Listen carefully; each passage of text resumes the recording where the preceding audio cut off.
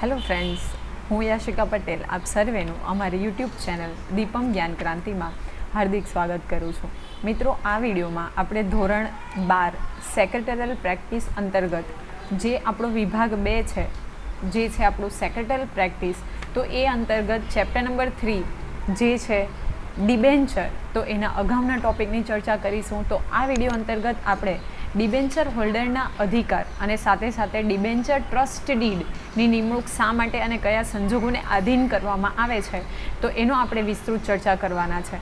અગાઉના 2 વિડીયોમાં આપણે જોયું હતું કે જે ડિબેન્ચર બહાર પાડવામાં આવે છે એ શું છે, તો કંપનીનું એક પ્રકારનું દેવું છે અને એ માટે શું કરે છે, કંપની પોતાની મિલકતોને ગીરવે મૂકે છે, એટલે કે ગીરો મૂકે છે. અને જ્યારે કોઈક સંજોગો ક્રિએટ થાય અને જો કંપની ફડસામાં જાય અથવા તો કંપનીનું વિસર્જન કરવામાં આવે, તો સૌ પ્રથમ કંપનીએ કોને પૈસા ચૂકવવા પડે છે, તો ડિબેન્ચર ધારકને અથવા તો ડિબેન્ચર હોલ્ડરને એની જે નાણાંની રકમ છે એ ચૂકવવી પડે છે. તો આજના વિડીયોમાં આપણે જે ડિબેન્ચર હોલ્ડર્સ છે એના અધિકાર, એટલે કે રાઇટ્સ ઓફ ડિબેન્ચર હોલ્ડર્સ, તો એની વિસ્તૃત ચર્ચા કરવાના છે.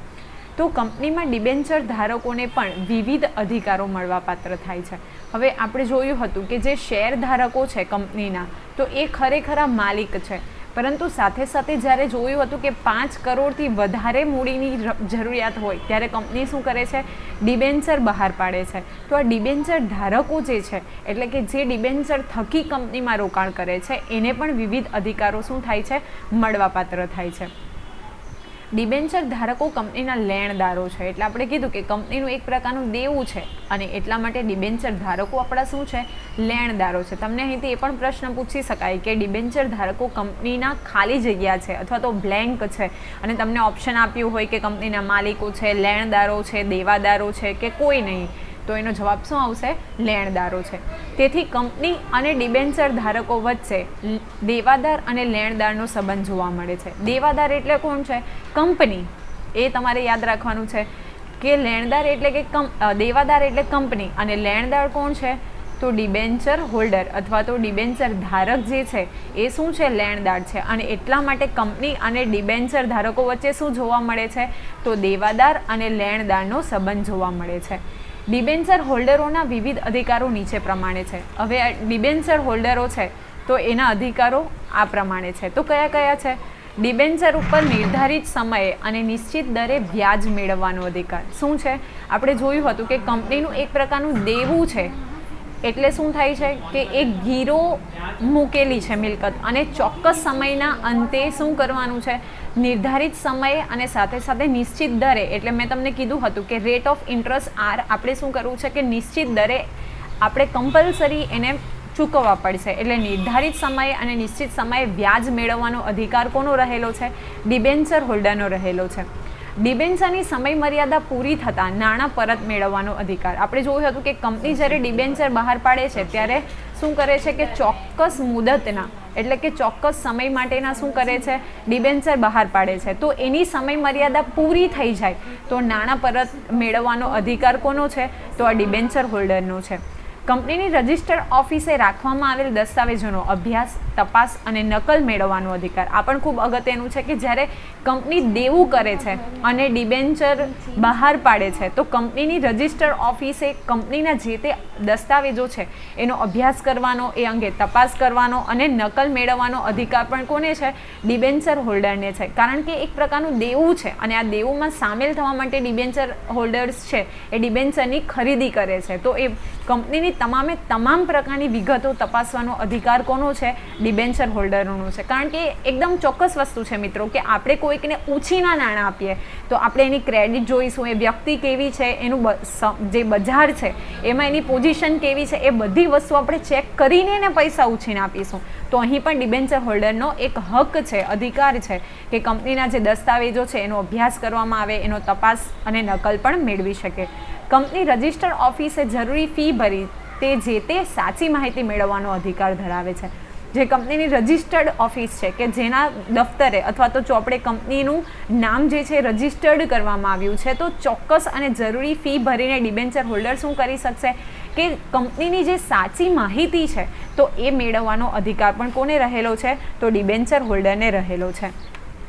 કંપની ડિબેન્ચર ધારકો સાથે ટ્રસ્ટ ડીડ અથવા તો ટ્રસ્ટ કરાર કરે છે. તેની જોગવાઈઓ આ મુજબ કામગીરી થાય છે કેમ કે તેની ચકાસણી મેળવવાનો અધિકાર છે. હવે મેં તમને અગાઉના વિડીયોમાં પણ કીધું હતું કે જ્યારે ડિબેન્ચર ધારકો કંપનીમાં પોતે પૈસાનું રોકાણ કરે છે અથવા તો કંપનીને ઉછીના નાણાં આપે છે, તો કંપનીના સંચાલકો છે એની વચ્ચે અને ડિબેન્ચર ધારકો વચ્ચે શું કરવામાં આવે છે, તો ટ્રસ્ટ ડીડ અથવા તો ટ્રસ્ટ કરાર કરવામાં આવે છે.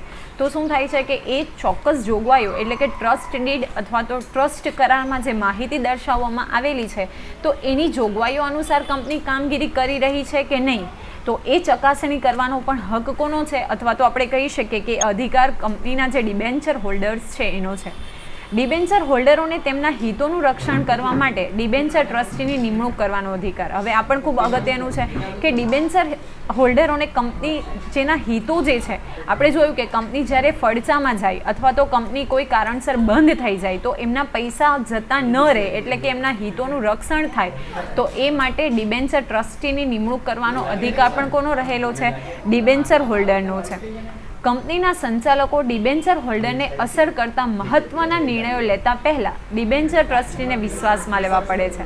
હવે આ પણ અગત્યનું છે કે જ્યારે કંપની ડિબેન્ચર હોલ્ડર પ્રતિ કોઈક પ્રકારનો નિર્ણય લે છે તો સૌ પ્રથમ શું કરવું પડશે, જે ડિબેન્ચર ટ્રસ્ટીની નિમણૂક કરવામાં આવી છે અથવા તો જે ટ્રસ્ટ કરાર કરવામાં આવ્યો છે તો એમને વિશ્વાસમાં લેવા પડે છે અથવા તો એમની સાથે યોગ્ય ચર્ચા વિચારણા કરીને પછી જે તે નિર્ણયો લઈ શકાય છે. કંપનીને જે મિલકતની જામીનગીરી અથવા તો ગીરો આપેલ હોય તેની ટ્રસ્ટ ડીડમાં કરેલ જોગવાઈ પ્રમાણેની સલામતી જળવાય તે જોવાનો અધિકાર છે.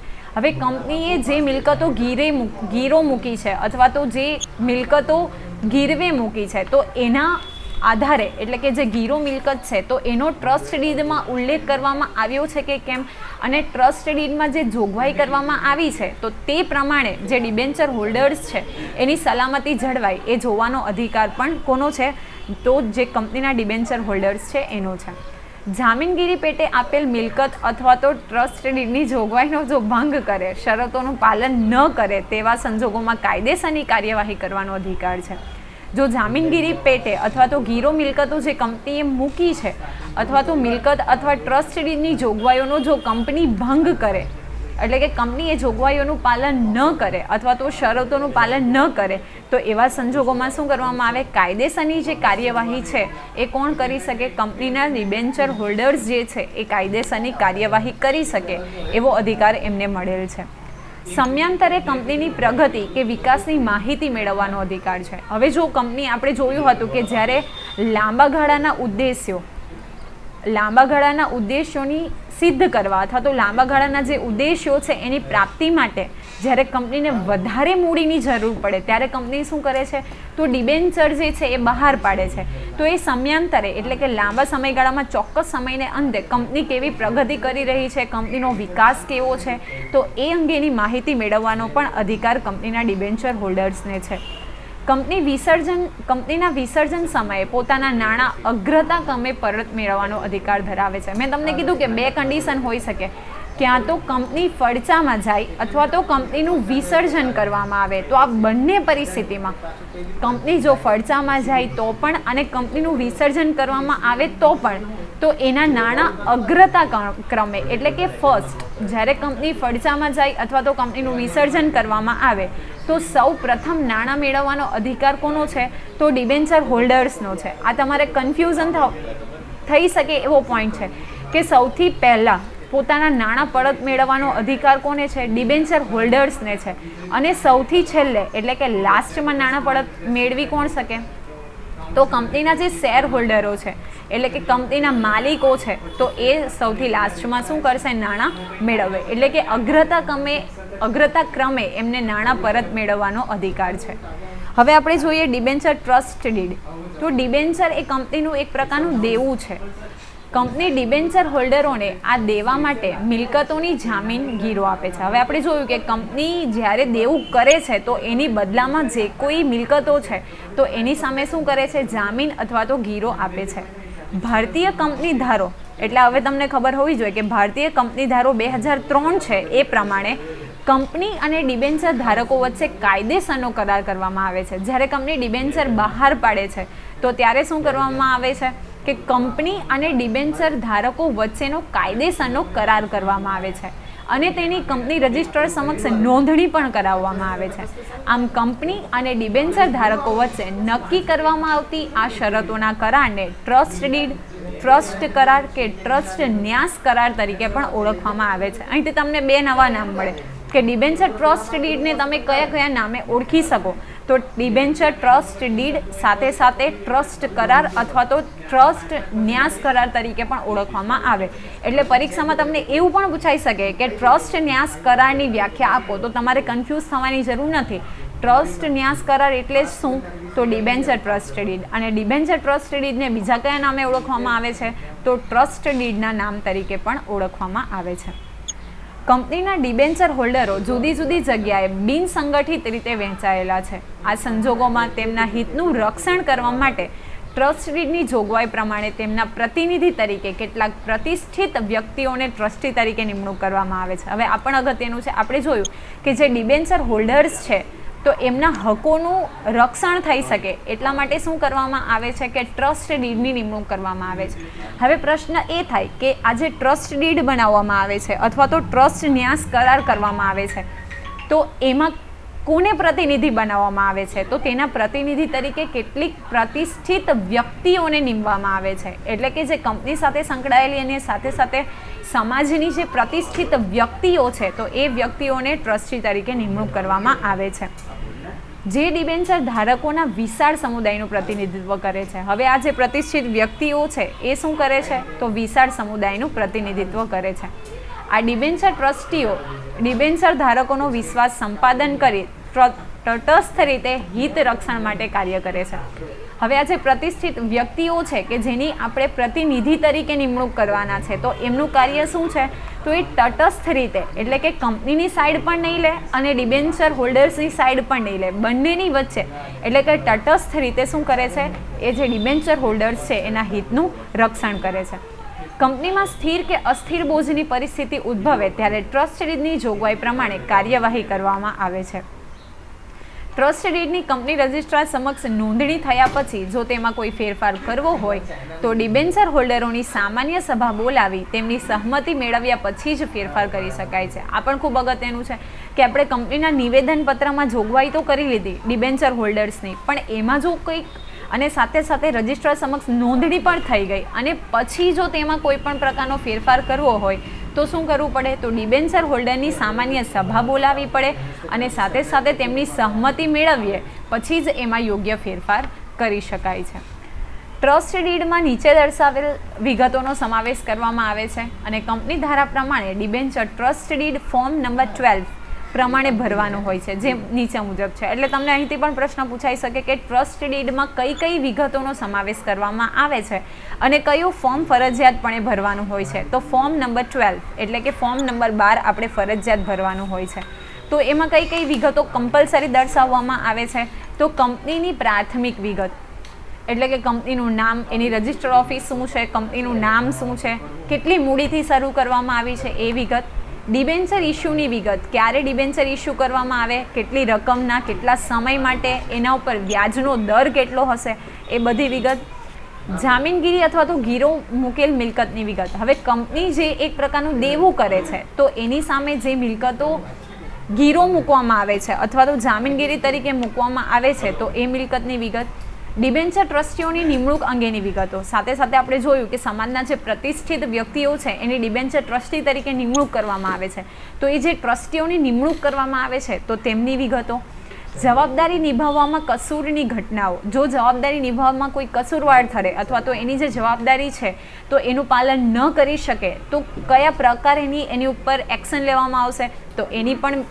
માહિતી દર્શાવવામાં આવે છે. પછી છે કંપનીને બંધન કરતા શરતો અથવા તો જોગવાઈઓ, અને જો કંપની ફડચામાં જાય અથવા તો કંપનીનું વિસર્જન થાય અને અમુક પરિસ્થિતિનું નિર્માણ થાય તો કંપનીને બંધન કરતા કઈ કઈ શરતો અને જોગવાઈઓ છે તો એ વિશેની માહિતી પણ શેમાં દર્શાવેલી હોય છે, ટ્રસ્ટ ડીડમાં દર્શાવવામાં આવે છે. પછી છે અન્ય બાબતો, તો ટ્રસ્ટ ડીડમાં શરતોમાં ફેરફાર કર્યો હોય તો તેની વિગતો. હવે આપણે જોયું કે કંપની જ્યારે નિયમન પત્ર બહાર પાડે છે તો એ નિયમન પત્રમાં જોગવાઈઓ દર્શાવવામાં આવે છે અને જો આ નિયમન પત્રમાં દર્શાવેલ જોગવાઈમાં ફેરફાર કરવામાં આવે તો તે અંગેની વિગતો પણ દર્શાવવી પડે છે. ટ્રસ્ટ ડીડની સ્ટેમ્પ ડ્યુટી ચૂકવવા અંગે કંપની જવાબદાર છે. હવે આ ટ્રસ્ટ ડીડની જ્યારે નિમણૂક કરવામાં આવે છે ત્યારે આપણે જોયું કે ચોક્કસ પ્રમાણેના ડિબેન્ચરને આધારે શું કરવામાં આવે છે, એની ઉપર સ્ટેમ્પ ડ્યુટી લગાવવામાં આવે છે. તો એ સ્ટેમ્પ ડ્યુટી કોણ ચૂકવશે, તો એ માટે કંપની જવાબદાર છે. ડિબેન્ચર ધારકોની સભા તથા ફરિયાદ અથવા તો વાંધાઓ અને તેનું નિરાકરણ. હવે ડિબેન્ચર ધારકોની સભા ક્યારે બોલાવી, એ લોકોની જે ફરિયાદ છે તો એનું નિરાકરણ, કયા કયા વાંધાઓ છે એનું નિરાકરણ કરવા માટે પણ શું કરવી પડશે, ડિબેન્ચર ધારકોની સભા બોલાવવી પડશે. તો જે ડિબેન્ચર ટ્રસ્ટ ડીડ છે તો એ અંતર્ગત આપણે મુખ્યત્વે 7 બાબતોનું ધ્યાન રાખવું પડશે. આશા રાખું કે તમને આમાં સમજ પડી ગઈ હશે, અને જો તમને વિડીયો પસંદ પડ્યો હોય તો લાઇક કરો, શેર કરો, અને હા, અમારી ચેનલને સબસ્ક્રાઈબ કરવાનું ભૂલશો નહીં. ત્યાં સુધી હું રજા લઉં છું. Take care, good bye, thank you and have a nice day.